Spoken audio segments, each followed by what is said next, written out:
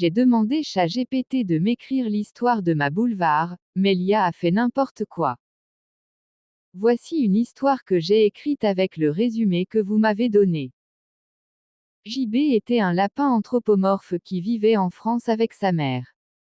Il aimait son collège et ses amis, mais il devait tout quitter pour déménager sur une île lointaine. Sa mère avait trouvé un nouveau travail là-bas, et JB n'avait pas le choix que de la suivre.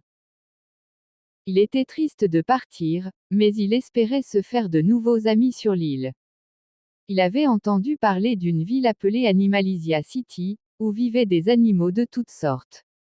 Il se demandait à quoi ressemblait le collège de l'île, et s'il s'y sentirait bien. Le jour du départ arriva, et JB fit ses adieux à ses anciens amis. Il monta dans l'avion avec sa mère, et regarda par le hublot la France s'éloigner. Il se sentit un peu nostalgique, mais il essaya de se réconforter en pensant à l'aventure qui l'attendait. Après plusieurs heures de vol, ils arrivèrent enfin sur l'île.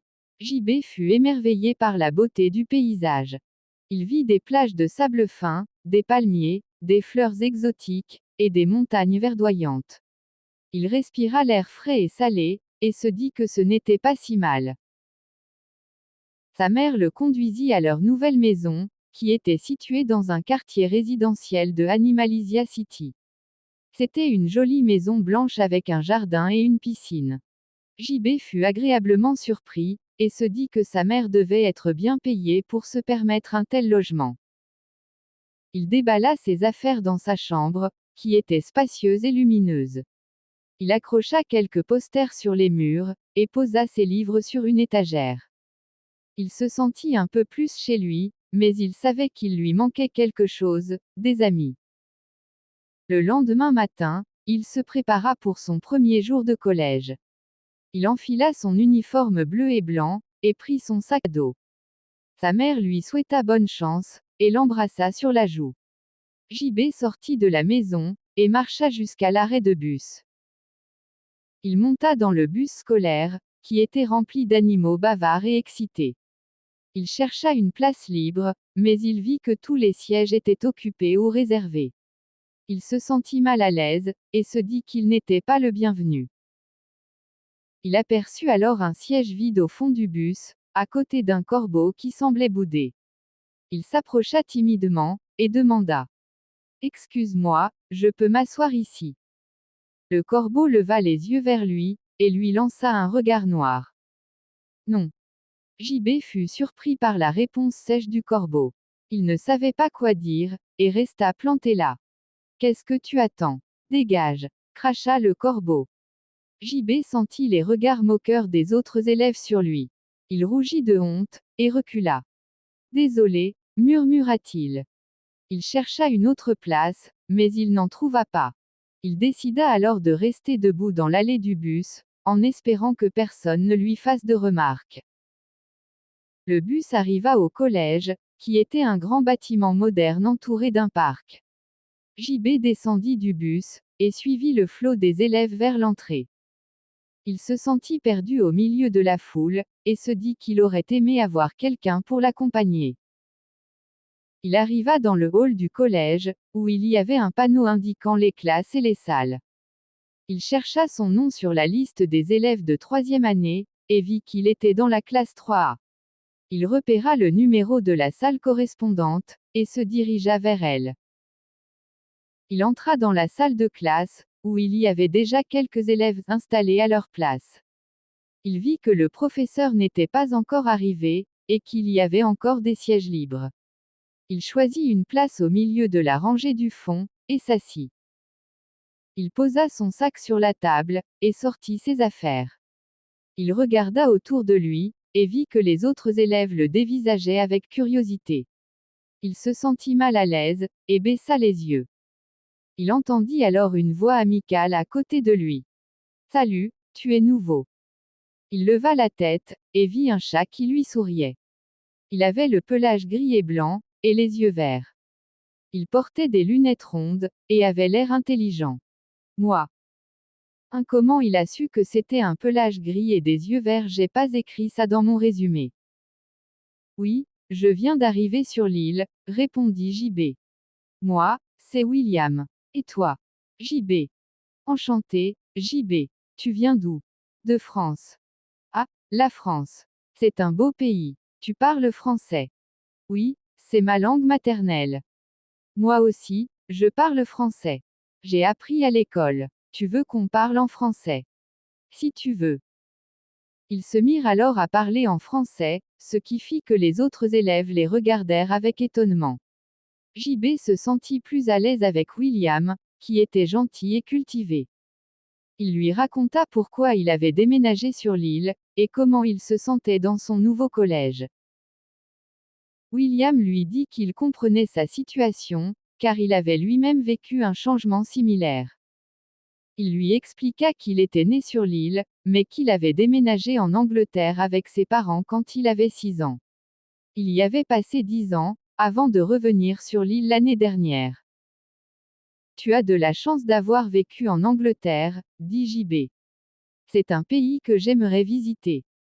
C'est vrai que c'était une belle expérience, dit William. Mais j'étais contente de revenir sur l'île. C'est ici que je me sens chez moi. Tu aimes cette île? Oui, je l'aime beaucoup. Elle a quelque chose de spécial, tu verras.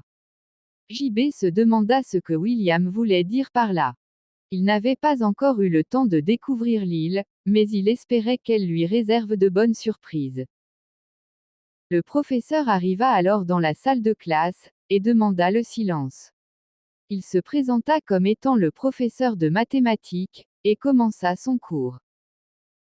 JB écouta attentivement le professeur, qui expliquait les notions de géométrie.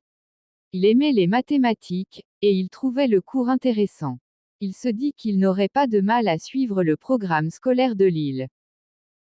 Le cours se termina au bout d'1 heure, et le professeur annonça la récréation. Les élèves rangèrent leurs affaires, et sortirent de la salle de classe. JB suivit William vers la cour du collège, où il y avait des bancs, des tables, et des jeux. Il vit que les élèves se regroupaient par affinité, et formaient des clans distincts. Il remarqua alors qu'un groupe d'élèves se dirigeait vers eux avec un air menaçant. Il reconnut le corbeau qu'il avait repoussé dans le bus. Il était accompagné de 3 autres animaux, un renard roux, un ours brun, et un crocodile vert. De base il n'y a pas de crocodile et d'ours. Ils s'arrêtèrent devant JB et William, et les regardèrent avec mépris. Tiens, tiens, tiens, si c'est pas le nouveau, dit le corbeau d'une voix sarcastique. Qu'est-ce que tu veux? Demanda William d'un ton calme. Rien de spécial. Juste te dire bonjour, et te présenter mes amis. Lui, c'est René le renard. Lui, c'est Bruno l'ours. Et lui, c'est Croco le crocodile. Les 3 animaux firent un signe de tête à JB et William, sans sourire. Et moi, je m'appelle Lucas le corbeau. Mais tu peux m'appeler le boss, ajouta Lucas. JB sentit une vague de colère monter en lui. Il n'aimait pas la façon dont Lucas se comportait avec lui et William. Il le trouvait arrogant et agressif. Pourquoi je t'appellerais le boss? Demanda-t-il d'un ton défiant. Lucas éclata de rire, et ses amis firent de même. Parce que je suis le boss, pardi, dit-il. Je suis le plus fort, le plus intelligent, et le plus populaire du collège. Tout le monde me respecte et me craint. Et toi, tu ferais mieux de faire pareil, si tu ne veux pas avoir d'ennui. Moi. Ça ressemble tellement au vrai Lucas, juste un poil un peu plus méchant. Et si je ne veux pas? Répliqua JB. Lucas fronça les sourcils, et se rapprocha de JB. Il le regarda avec mépris, et lui dit. Si tu ne veux pas, tu vas le regretter. Tu vois, je n'aime pas les nouveaux qui se croient tout permis. Surtout les lapins comme toi. Tu sais ce que je fais aux lapins? Non, quoi? Demanda JB, en essayant de cacher sa peur. Je les plume, dit Lucas, en attrapant une mèche de poils de JB. Et ensuite, je les cuisine. ChatGPT ne sait pas que les lapins ont des poils, elle pense qu'ils sont des plumes, ça se plume pas les lapins en plus après comme si rien n'était, elle met que les lapins ont des poils. Il tira sur la mèche de poil, ce qui fit crier JB de douleur. Il essaya de se dégager, mais Lucas le tenait fermement. Lâche-le, intervint William, en se mettant entre JB et Lucas. Toi, mêle-toi de tes affaires, dit Lucas, en repoussant William. William trébucha, et tomba par terre. Il se releva aussitôt, et se jeta sur Lucas.